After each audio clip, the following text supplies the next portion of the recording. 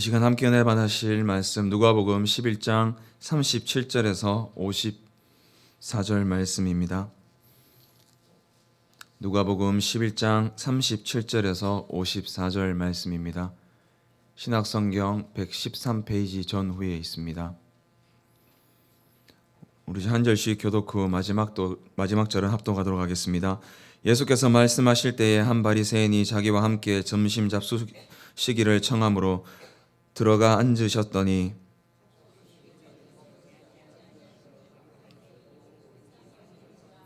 주께서 이르시되 너희 바리새인은 지금 장과 대접의 겉은 깨끗이 하나 너희 속에는 탐욕과 악독이 가득하도다. 그러나 그 안에 있는 것으로 구제하라. 그리하면 모든 것이 너희에게 깨끗하리라.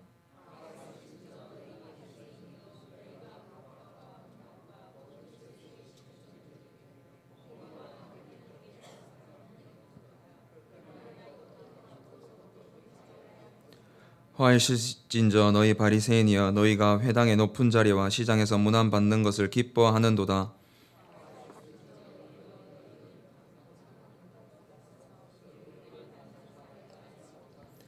한 율법 교사가 예수께 대답하여 이르되 선생님 이렇게 말씀하시니 우리까지 모욕하심이니이다.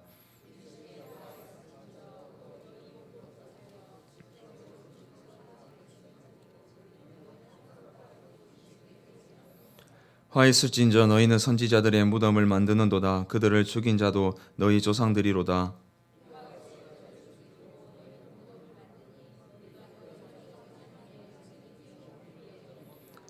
그러므로 하나님의 지혜가 일렀으되 내가 선지자와 사도들을 그들에게 보내리니 그 중에서는 더러는 죽이며 또 박해하리라 하였으니라.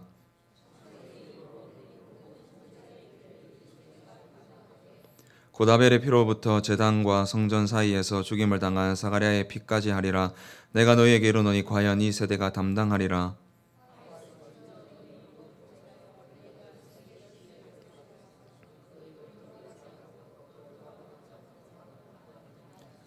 거기서 나오실 때에 서기관과 바리새인들이 거세게 달려들어 여러 가지 일을 따져 묻고 그 입에서 나오는 말을 책잡고자 하여 노리고 있더라. 아멘. 날씨가 많이 추워졌죠, 그죠?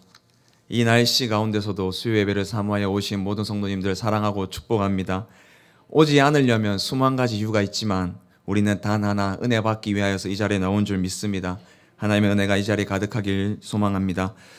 이 땅에 등불 되신 예수님, 빛 되신 예수님께서는 창기와 세리들에게 찾아가셔서 식사를 함께 하셨습니다. 그러나 바리새인의 입장에서는 창기와 세리는 구원받으면 안 되는 백성들이었습니다. 지옥의 불쏘시개와 같은 자들이었기 때문에 이 바리새인 입장에서는 율법을 가르치지도 않았고 이들은 천국에 들어갈 수 없는 존재들이었습니다. 이런 창기들에게 예수님은 찾아가셨고 이런 세리들에게 예수님은 빛 대신 등불 대신 예수님은 찾아가셨습니다.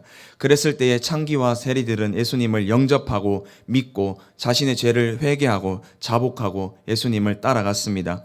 그 말씀이 누가복음 5장에 보면 나옵니다. 누가복음 5장에 보면 세리 레위를 부르시는 장면에서 그 장면이 나옵니다. 그런데 오늘 본문에 보면 예수님이 창기와 세리의 집에 가서 식사를 하시지 않습니다. 바리새인의 집에 가서 식사를 하시는 예수님이 나옵니다. 등불의 비유를 말씀하실 때에 한 바리새인이 예수님을 찾아옵니다. 예수님의 등불의 비유가 마음에 들었는지 아니면 은혜 받았는지 잘 모르겠지만 이상하게 바리새인이 예수님을 자기 집으로 점심 식사를 초대를 하였습니다. 그래서 예수님은 이 바리새인의 점심 식사에 청하는 자리에 초대를 받고 그 자리에 갔습니다. 바리새인이 예수님을 골탕 먹이려고 불렀을까요? 아니면 바리새인이 왜 예수님을 불렀을까라는 의문이 생깁니다. 근데 앞뒤 맥락과 청하다라는 이 단어를 살펴보면 적대적으로 예수님을 점심자리에 초대한 것으로 보이진 않습니다. 이 청하다라는 단어는 에로타오라는 단어로서 간청하다, 요구하다라는 이런 단어입니다. 그렇기 때문에 예수님은 예수님께 찾아온 이 한 바리새인은 예수님을 점심 식사 자리에 초대한 것이 적대적이기라기보다는 약간 호의적인 그런 면으로 식사 자리에 초대한 것으로 우리는 생각할 수 있습니다. 그리고 이제 식사를 하십니다. 그런데 예수님은 손을 씻지 않고 식사를 하셨습니다. 그러자 바리새인은 이것을 이상히 여겼습니다. 예수님 왜 손을 씻지 않지? 손을 씻어야 되는데 왜 손을 씻지 않지? 라는 의구심이 생겼습니다. 그리고 예수님을 이상하게 쳐다보았습니다. 바리새인들은 식사 전에 손을 씻는 것이 정결 의식이었습니다. 왜냐하면 밖에 다니다 보면 부정한 물건을 만질 수도 있고 또 이방인들과의 접촉이 있을 수도 있습니다. 그렇기 때문에 집에 들어오면 식사하기 전에는 반드시 손을 씻는 것이 그들의 정결 의식이었습니다. 이 바리새인들의 정결 의식이 잘못된 이유는 위생관념에 의해서 정결 의식도 한 것이 아니라 구원받기 위하여서는 손을 씻어야 된다, 정결을 받아야 된다라는 이 잘못된 구원관 때문에 이 정결 의식은 잘못된 것입니다. 그런 바리새인이기 때문에 예수님이 손을 씻지 않자 이상하게 쳐다보았습니다. 그러자 예수님은 이렇게 말씀하셨습니다. 39절 말씀에 주께서 이르시되 너희 바리새인은 지금 잠과 대접의 겉은 깨끗이 하나 너희 속에는 탐욕과 악독이 가득하도다 라고 말씀하셨습니다. 지금 점심 식사 자리에서 예수님이 이렇게 바리새인을 몰아치고 있습니다. 바리새인은 지금 장과 대접의 겉은 깨끗하다고 합니다. 오죽 손을 많이 씻었으니까 장과 대접의 겉은 깨끗하겠죠. 그러나 속에는 탐욕과 악독이 가득하다고 예수님은 말씀하셨습니다. 그리고 40절에 이렇게 말씀하셨습니다. 어리석은 자들아 겉을 만드시니가 속도 만들지 아니하셨느냐라고 말씀합니다. 하나님은 속도 만드시고 겉도 만드신 분이십니다. 따라서 우리는 겉과 속이 같아야 합니다. 그리고 예수님은 41절 말씀에 너희들처럼 겉으로 사람을 대하지 말고 그 안에 있는 것으로 속으로 사람을 대하라 라고 말씀합니다. 그리고 사람을 대할 때는 구제하라 라고 말씀하셨습니다. 사람을 대할 때는 구제하라 라고 말씀하셨습니다. 그렇게 하면 너희의 모든 겉과 속이 깨끗하게 될 것이다 라고 말씀하셨습니다.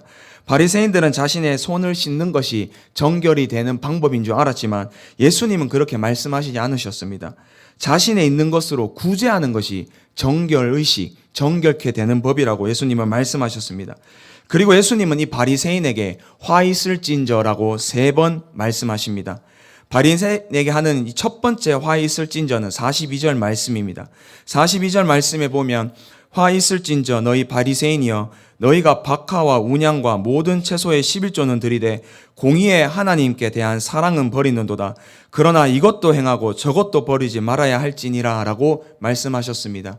이 첫 번째 화 있을진저는 사랑과 공의가 없는 바리새인들 보고 하는 말입니다. 위선과 악독과 외식이 가득한 바리새인을 보고 하는 말씀입니다. 오늘 이 42절에 보면 11조가 하나님의 공의와 사랑에 대한 것으로 연결시키고 있는 것을 보고 있습니다. 11조 하는 것이 왜 하나님의 공의와 사랑에 관련이 있을까요? 그 이유는 신명기 26장 12절에 있습니다. 신명기 26장 12절에 이렇게 나와 있습니다. 셋째 해 곧 11조를 드리는 해에 내 모든 소산의 11조 내기를 마친 후에 그것을 레위인과 객과 고아와 과부에게 주어 내 서급에서 먹고 배부르게 하라 라고 말씀하셨습니다. 11조는 땅을 분배받지 못한 레위인을 위한 것으로 하나님의 공평성을 말씀하고 있습니다. 또한 11조는 객과 고아와 과부에게 줌으로 말미암아 하나님의 사랑에 대한 증거로 말씀하고 있었습니다. 11조는 하나님께 드려짐이 맞습니다. 나의 모든 것은 하나님께서 주신 것이므로 하나님께 드리는 11조를 아까워하면 안 됩니다. 그와 더불어 11조는 하나님의 공의와 사랑을 실천하는 한 도구이기도 합니다. 하나님의 은혜의 방편이기도 하며 이스라엘의 제도였으며 이스라엘의 나라의 정체성이 이 11조였습니다. 바리새인들은 박하와 운양과 채소의 11조는 드렸습니다. 이것을 하는 거 나쁘지 않습니다. 우리 옛날 어르신들 이렇게 하지 않으셨습니까? 밥을 먹기 전에 10의 1조에 성미를 떼서 우리 교회에 헌금하고 하시지 않았습니까? 이게 제도가 나쁜 것이 아닙니다. 이게 나쁜 이유는 뭐냐면 11조의 정신이 공의와 사랑을 잃어버렸습니다. 이 11조함이 자신이 이렇게 한다, 나는 박하와 운양과 모든 채소의 11조도 드리는 존재다라는 것으로 그 자기의 외식과 의식과 외신과 위선만 가득했던 사람이 이 바리새인이었습니다. 속에 탐욕과 악독이 가득했던 이 바리새인에게는 하나님의 공의와 사랑이 없었습니다. 그렇기 때문에 예수님은 이 바리새인들을 향하여서 화 있을진저라고 말씀하셨습니다. 그리고 두 번째 화 있을진저는 43절 말씀입니다. 43절 말씀에 화 있을진저 너희 바리새인이여 너희가 회당 높은 자리와 시장에서 문안받는 것을 기뻐하는도다 라고 말씀합니다. 남과 비교해서 자신이 우위에 있는 것을 기뻐하는 것이 이 바리새인이었습니다. 이 바리새인에게 하나님은 화 있다고, 예수님은 화 있다고 말씀하십니다. 회당의 높은 자리는 회중과 대화하는 자리입니다. 눈에 굉장히 잘 띄는 자리입니다. 이 높은 자리는 모든 사람이 보이는 자리며 높은 자리에 앉음으로 말미암아 사람들로 하여금 존경의 표시를 받는 자리가 이 회당의 높은 자리입니다. 그리고 시장에서 문안받는 것은 바리새인 자신이 우월감이 있다는 것을 말씀하고 있습니다. 높은 자리, 자신의 인사받음으로 말미암아 자신이 저 사람과 비교했을 때 내가 저 사람보다 우위에 있다, 나는 저 사람보다 낫다라고 생각하는 사람이 바로 바리새인이었습니다. 이 사람을 향해서 예수님은 두 번째 화 있을진저라고 말씀합니다. 세 번째 화 있을진저는 잘못된 가르침에 대해서 말씀하고 있습니다. 44절의 말씀에 보면 화 있을진저 너희여 너희는 평토장한 무덤 같아서 그 위에 밟는 사람이 알지 못하느니라 라고 말씀하셨습니다. 이 말씀을 이해하기 위하여서는 유대 배경을 조금 알아야 합니다. 유대인들은 6월절이 되면 예루살렘으로 올라가는 전통이 있었습니다. 그런데 예루살렘 올라가다 보면 예루살렘 성전 주위에 보면 무덤이 굉장히 많습니다. 그 무덤이 많기 때문에 이 이스라엘 사람들은 무덤을 스치기만 하여도, 무덤을 밟기만 하여도 부정하게 됩니다. 그래서 이 예루살렘으로 올라가는 사람들이 무덤을 밟지 않도록, 무덤에 스치지 않도록 회치를 했습니다. 이거는 건너면 안 됩니다. 만지면 안 됩니다. 건너가면 안 됩니다라고 회치를 하였습니다. 그런데 회치를 하다 보는데 평토장한 무덤, 평평한 무덤은 그게 무덤인지 무덤이 아닌지 알지 못할 경우가 있었습니다. 그래서 그걸 회치를 하지 못하는 경우가 있었다고 합니다. 그래서 이스라엘 사람들이 6월절 날 이 예루살렘으로 올라가는데 그 평토장한 무덤이 있는데 회치를 하지 않았기 때문에 그 행렬에서 한 사람이 그것을 밟으니까 다른 사람도 그것을 밟아가는 겁니다. 그래서 한 사람이 그것을 밟으로 말미암아 뒤에 따라오는 모든 행렬들이 그 무덤을 밟아서 부정하게 된다는 것입니다. 바리새인이 바로 이런 역할을 했다는 것입니다. 잘못된 가르침으로 인하여서 다른 사람들도 잘못된 가르침을 밟게 한다고 예수님은 말씀하고 있습니다. 잘못된 가르침이 부정한데 그 부정한 것을 바리새인이 잘못 가르쳐서 가르침을 받는 자조차 부정하게 만들고 있다고 예수님은 바리새인에게 화 있을진저라고 말씀하신 겁니다. 이렇게 예수님은 바리새인들에게 세 번의 화 있을진저를 말씀하셨습니다. 이렇게 세 번을 말씀하시니까 갑자기 율법 교사들이 벌컥 화를 냅니다. 45절 말씀에 한 율법 교사가 예수께 대답하여 이르되 선생님 이렇게 말씀하시니 우리까지 모욕하심이다라고 말씀합니다. 이 율법사들은 율법의 사소한 것까지 해석하기를 좋아했습니다. 이 사람들이 갑자기 예수님 왜 우리까지 모욕하십니까? 라고 예수님께 따져 물었습니다. 아마도 예수님께서 바리새인에게 세 번째 화가 너희들 잘못 가르치는 게 너에게 화 있다는 말씀을 듣고 이 율법 교사들도 뭔가 양심에 찔렸던 모양입니다. 그래서 예수님은 이 율법 교사들에게도 화 있을진저라고 세 번 말씀하십니다. 이 세 번의 화 내용은 다르지만 바리새인에게 말씀하신 세 번의 화와 똑같은 정신이 있습니다. 율법 교사에게 한 첫 번째 화는 바리새인에게 한 첫 번째 화와 같이 사랑이 없고 백성을 생각하지 않는 그 율법에 대해서 말씀하고 있습니다. 46절에 이렇게 말씀하십니다. 이르시되 화 있을진저 또 너희 율법 교사여 지기 어려운 짐을 사람에게 지우고 너희는 한 손가락에 이 짐에 대지 않는도다 라고 말씀합니다. 자기들은 한 손가락도 이 손에 짐을 대지 않습니다. 율법 교사들은 백성의 어려움을 고려하지 않습니다. 백성들을 사랑하여서 어떻게든 이 율법을 지키게 해주겠다라는 마음이 하나도 없습니다. 그냥 어려운 율법, 지키긴 어려운 율법만 다 만들어서 자기만 지키는 것입니다. 그래서 나만 지켜서 나만 대단한 사람이다. 내가 이런 사람이다. 위선과 외식이 가득한 사람이 바로 이 율법 교사였습니다. 바리새인과 같은 사람이 이 율법 교사였습니다. 또 두 번째 율법 교사에게 화 있을진저라는 모습은 외적인 모습만 강조하는 이 율법 교사에게 화 있을진저라고 말씀하십니다. 우리 47절, 48절 함께 읽어보도록 하겠습니다. 화 있을진저 너희는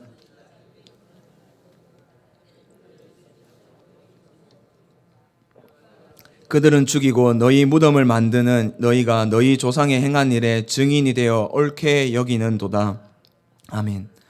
선지자들이 무덤을 만드는 것이 선지자들을 죽인 조상의 행위에 동의하는 이유가 무엇일까요?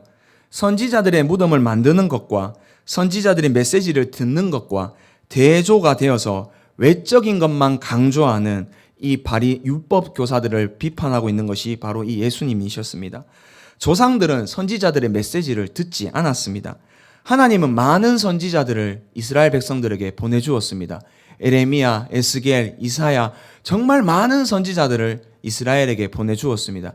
그러나 이 조상들, 율법 교사들의 조상들은 이 하나님의 선지자의 말씀을 듣지 않았습니다. 이 조상들처럼 율법 교사 또한 하나님의 선지자의 말씀을 듣지 않았습니다. 세례 요한의 메시지를 듣지 않았습니다. 세례 요한이 회개하라 천국이 가까워 왔느니라는 이 말씀을 듣지 않았습니다. 이 말씀을 듣지 않았는데, 메시지는 듣지 않았는데 선지자들의 무덤만 만들고 있다는 뜻입니다. 참 외적인 모습만 강조하는 것 같지 않습니까? 말씀은 듣지 않습니다. 그런데 선지자들의 무덤, 죽은 그 무덤만 만들어 가는 겁니다. 외적인 모습을 강조하고 있는 율법 교사들에게 예수님은 화 있을진저라고 말씀하셨습니다. 그리고 세 번째 율법 교사들을 향한 화 있을진저는 바리새인처럼 잘못된 가르침에 대해서 말씀하고 있습니다. 52절 말씀에 화 있을진저 너희 율법 교사여 너희가 지식의 열쇠를 가져가서 너희도 들어가지 않고 또 들어가고자 하는 자도 막았느니라 하시니라 라고 말씀하셨습니다. 지식의 열쇠를 가졌다는 것은 무엇을 의미할까요? 지식의 열쇠를 가졌다는 것은 율법을 해석하고 가르칠 권위를 부여받았다라는 뜻입니다. 그러나 율법 교사들은 율법을 제대로 해석하지 못했고 제대로 가르치지도 않았습니다. 결국 그들은 자신 스스로도 그 지식의 문에 들어가지 못했고 다른 사람들도 들어가지 못하게 했습니다. 이 율법 교사들이 제대로 가르치지 않아서 자신도 들어가지 못하고 남들도 들어가지 못하게 하는 그런 악함을 바리새인과 같이 똑같이 죄악을 저질렀습니다. 그래서 예수님이 이렇게 화 있을진저라고 바리새인과 율법 교사에게 3번씩 총 6번을 말씀하셨습니다. 그러자 이 서기관과 바리새인들이 거세게 달려들고 예수님께 여러 가지를 따지고 묻고 책잡고자 한다고 오늘 말씀이 끝나고 있습니다. 이 누가복음 11장에 보면 누가복음 5장과 함께 읽어볼 때에 우리는 하나님이 주시는 교훈을 발견할 수 있습니다. 누가복음 11장은 누가복음 5장에서 레위를 부르시는 예수님의 모습과 비교하면 교훈을 우리는 얻을 수 있습니다. 누가복음 5장에서 예수님은 세간에 앉으신 레위를 불렀습니다. 레위는 응답했고 그 응답에 청하여 예수님을 자기 집에 초대하였고 큰 잔치를 베풀었습니다. 그때의 바리새인은 그것을 보고 어떻게 저 창기들과 세리들과 죄인들과 함께 식사를 할 수 있느냐고 예수님을 비방하였습니다. 지금 보면 자기가 만든 율법의 울타리 안에 바리새인은 갇혀 있습니다. 반면에 레위와 이 예수님은 한 울타리 안에서 천국을 누리고 있는 모습을 보게 됩니다. 그런데 11장의 모습에 가면 조금 다릅니다. 예수님이 레위와 함께 있었지만 11장에는 바리새인도 예수님과 함께 있습니다. 함께 점심 식사를 하고 있습니다. 저 5장에서는 다른 울타리에 있었지만 지금은 한 울타리에 있는 것처럼 보입니다. 예수님을 아는 것, 예수님을 믿고 있는 것 같습니다. 그러나 결과는 5장과 똑같습니다. 예수님을 믿지 않습니다. 여기서 우리에게 주는 교훈은 무엇일까요? 예수님은 자신을 초청한 식사 자리에서 바리새인과 율법 교사에게 화 있을진저 6번이나 말씀하신 이유가 무엇일까요? 이들이 예수님을 알지 못하는 예수님께서 우리에게 주는 교훈은 그 이유는 아직 예수님을 인격적으로 모르고 있다는 교훈을 우리는 얻을 수 있습니다. 예수님을 알긴 압니다. 등불로 오신 예수님, 빛 대신 예수님, 바리새인들 알긴 알았습니다. 그런데 세상 사람들처럼 3대 성인 중 한 명이 예수님이다라고 이렇게 압니다. 인격적으로 예수님을 만나지 않았습니다. 자신의 죄악을 모르고 특별히 자신들의 위선, 고정관념, 잘못된 율법 해석을 등불 대신 빛 대신 예수님을 알고도 고치지 못했기 때문에 예수님은 이들 보고 화 있을진저라고 말씀하셨습니다. 바리새인들과 서기관들에게 예수님께서 화 있을진저라고 자신의 죄악을 낱낱이 기록하고 말씀하셨을 때에 바리새인들이 정말 예수님을 믿었다면 어떤 반응이 나왔겠습니까? 예수님의 제자들처럼 주여 나는 죄인입니다. 나를 받으소서 이런 고백이 나와야 정상입니다. 그런데 이들은 예수님을 알긴 알지만 인격적으로 믿지 않았습니다. 그렇기 때문에 죄를 회개하지도 못하고 돌아오지 못했습니다. 아직도 이들은 자신의 잘못된 율법의 가치관과 위선과 사랑 없는 율법을 버리지 못하고 있습니다. 그래서 바리새인들은 예수님은 알아도 예수님을 만나지 못한 사람입니다. 5장과 다른 장소입니다. 5장에서는 다른 울타리에 있었습니다. 그러나 지금 11장에는 한 울타리에서 예수님과 바리새인이 있습니다. 그럼에도 불구하고 결과는 똑같습니다. 믿지 않습니다. 알긴 알아도 믿지 않습니다. 우리가 예수님을 믿는 것이 이렇게 믿지는 않습니까? 예수님을 믿는다고 하면서 나의 가치관, 나의 위선, 나의 관습, 구습 하나 못 버리는 것이 과연 우리가 예수님을 믿는 것일까요? 예수님의 제자들은 그러하지 않았습니다. 베드로는 예수님을 만났습니다. 자신의 생각에는 거기 그물 던지면 안 됩니다. 그런데 말씀에 의지해서 그물을 던졌습니다. 그리고 다 버리고 예수님을 따라갔습니다. 삭개오는 예수님을 만났습니다. 예수님을 만나고 자신이 가지고 있던 절반을 나누어서 가난한 이웃에게 주었습니다. 그리고 내가 한 번만 더 나쁜 짓을 하면 내가 더 많은 것을 주겠다고, 갑절로 하나님 갚겠다고 예수님께 말씀하셨습니다. 제자들처럼, 삭개오처럼 예수님을 믿는 것은 예수님 믿기 전에 내 모든 것을 뒤로하는 삶을 살아가는 것입니다. 예수님을 알고 믿고 변화하는 삶을 살아가는 것이 제자들이고 삭개오였습니다. 그러나 오늘 본문에 보면 바리새인들과 서기관들은 예수님은 알긴 알고 식사 자리에 호의적으로 초대했어도 예수님을 믿지 못하는 사람들이었습니다. 우리 모든 예수님을 알고 믿되 바리새인이나 율법 교사들처럼 믿는 것이 아니라 제자들과 삭개오처럼 예수님을 알고 내 가치관과 구습과 관습과 잘못된 생각을 버리시는 저와 성도님들 되기를 축복합니다. 예수님을 믿는 것은 모든 것을 변화시키는 강한 능력이며 역사이며 에너지입니다.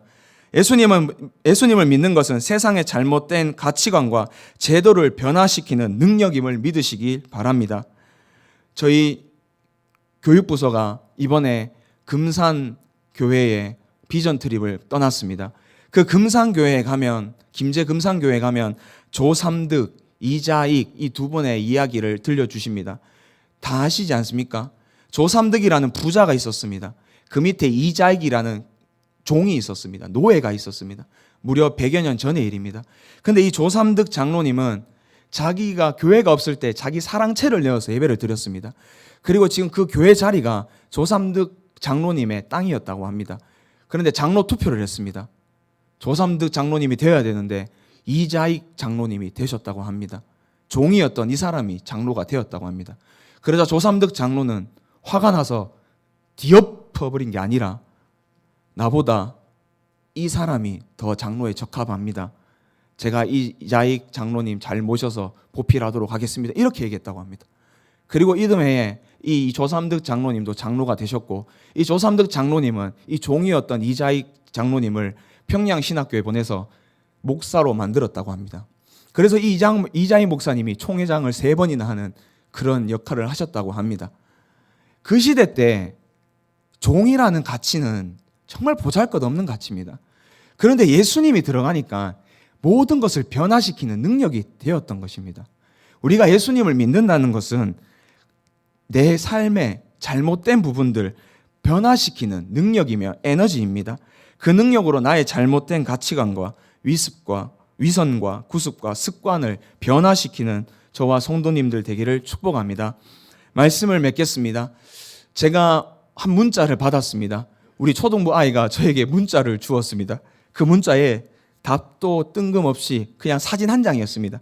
그 사진 한 장을 보니까 이렇게 나와 있었습니다. 과목별로 공부 안 해도 되는 이유, 국어, 어차피 욕도 만드는데 한글은 왜 배워? 수학, 계산기 쓰면 됨. 사회, 여러 분야 배워봤자 다 까먹음. 과학, 농도 같은 거 배워도 살 빼는데 도움 안 됨. 영어, 우리말만 잘하면 되지. 한자, 사자성어 필요 없음. 기술, 난 기술 쪽으로 안 감. 가정, 집안일 엄마한테 배우면 됨. 도덕, 배워봤자 A 안 발음. 체육, 학교에 힘 빼러 오는 거 아님. 음악, 애들 귀 썩이고 싶지 않음. 미술, 객관적으로 그림 못 그리네 많음. 무슨 말일까요? 나 공부하기 싫어. 학교 가기 싫어. 그냥 하기 싫다는 뜻 아니겠습니까? 하지 않으려는 사람은 수만 가지 이유를 대서라도 하지 않습니다. 내가 예수님을 알고 믿지만 예수님 이것만 안 돼요. 이것은 버리지 못해요. 이것만 바꿀 수 없어라고 말하면서 수만 가지 이유를 우리는 댈 수 있습니다. 그러나 수만 가지 이유가 있지만 단 한 가지, 예수님을 믿기 때문에 내 삶이 변화되는 것입니다. 다른 수만 가지 이유로 예수님을 버리지 말고 단 하나이신 예수님으로 잘못된 생각과 예수님보다 주인된 모든 것을 버리시는 저와 성도님들 되기를 주님의 이름으로 축복합니다. 기도드리겠습니다. 살아 역사하시는 하나님 아버지, 감사합니다. 바리새인과 율법 교사들은 자신의 잘못된 율법 해석과 잘못된 관습과 위선과 외식함이 가득하였음에도 불구하고 예수님께서 화 있을진저라고 그렇게 6번이나 자신들의 죄악을 낱낱이 고백하여 줬지만 그들은 깨닫지 못하고 예수님을 더욱더 비방하고 예수님을 책잡고자 하였습니다. 하나님, 우리가 그러한 삶을 살아가는 것은 아닙니까? 예수님을 믿는 것은 우리가 살아가는 능력이고 살아가는 역사이고 우리가 바꿀 수 있는 에너지있는데 우리가 예수님을 믿고도 내가 바뀌지 못한 것을 돌아보기를 원합니다. 그런 것이 있다면 우리가 기도함으로 또 다니엘 기도회를 통하여 도전받음으로 말미암아 변화되어서 내가 모든 주인 삼은 것 내려놓고 오직 예수 그리스도를 주인 삼아서 하나님께 영광 돌리고 삶을 살아갈 수 있도록 도와주시옵소서. 감사하며 살아계신 예수님의 이름으로 기도드립니다.